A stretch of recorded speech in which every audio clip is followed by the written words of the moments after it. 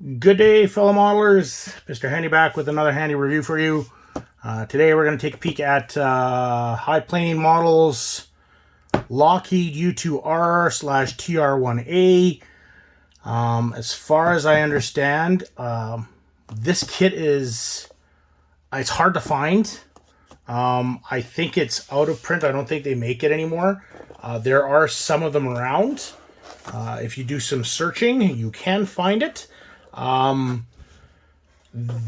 This and Special Hobby, I believe, are the only two companies that do this in 72nd scale. I do have the Special Hobby one. I thought I'd pick this up to see what it was like. I was kind of surprised, but not hugely. It comes in a nice box. I've had a couple of high plane model kits before. Most of them were not great, but most of them are reissues of previous models. I know that they have, I believe right now, the only other one that I'm really looking at is their Bullfighter, which is just a reissue of Hasegawa's Bullfighter with Australian decals or something like that. So anyways, let's take a look. So this is what you get in this one for your instructions. So basically it gives you no information on the plane and just goes into telling you what you should do. Luckily enough, you get some metal parts. So there's your decaling. Here is an explanation on some of the wing or the pod, what the pods carry. There's a little bit of information on cockpit. There's a nice breakdown of all the different aerials. Nice breakdown of the ejection seat and the landing gear. And then you get a little bit of a scale drawing, more for showing you where to put the decals. So I'm not sure whose kit this is. If it is a reissue, it's molded in this funky blue plastic. So you get two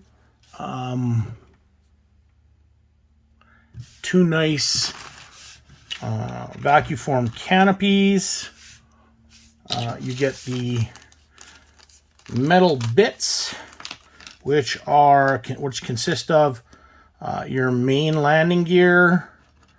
It looks like the tricycle gear for the back.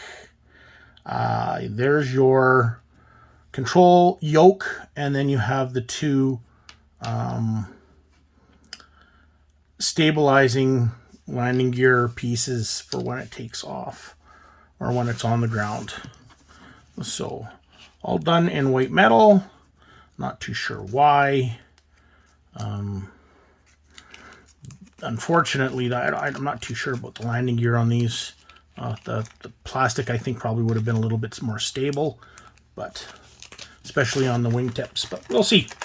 So, like I said, you get this funky blue camouflage or funky blue plastic, sky blue or whatever, what have you. And that's pretty much it for your pieces. So what we'll do is we'll take a peek. So we'll take a look at the body first. Jeez. So there's your body. There is a lot of flash, but if you go in fairly close, there is some nice panel detailing, or some nice surface detail. It is all engraved. You can barely see it because of this blue plastic, but it is there. It is nice. There are vents. You can just make it out there. There are vents molded in it. It is a nice mold.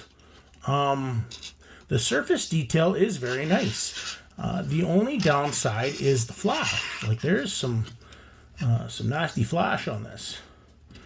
But and you're going to have a lot of cleanup to do. But as I said, it is a pretty nice kit. So this is interesting. I didn't notice this before, but you actually have the rear landing gear doors molded in the open position. So the next sprue we have is the tops and bottom to the stabilizers, rear stabilizers, and what looks like, I'm not too sure. These are satellite uplink, apparently. From what I've read, it looks like there are some bits and pieces for landing gear, it looks like. So, again, some nice engraved panel lines on some of it. If I zoom in, you can probably see a little bit on here on the stabilizer. There's a little bit on the satellite uplink. That's carried on the back. So, and then there's your air brakes, and then it looks like some bits and pieces for the air intakes. So again, a lot of flash. So you're going to be cleaning up quite a bit of stuff. Here again is some more bits and pieces. Looks like air intakes, a dome for the bottom of the U-2. There is an ejection seat in there. There is your instrument panel. It does have a little bit of detail on. There's, as you can see, just make out is a couple of pieces for your ejection seat. There's your landing wheels. It looks like they're kind of pre-flattened, but it could also be just the amount of flash. Like I said, there is a lot of flash on this kit. A lot. Does it make it bad? No. Well, I mean, it just means you're going to be cleaning a lot. But the detail is pretty good, I'll have to say.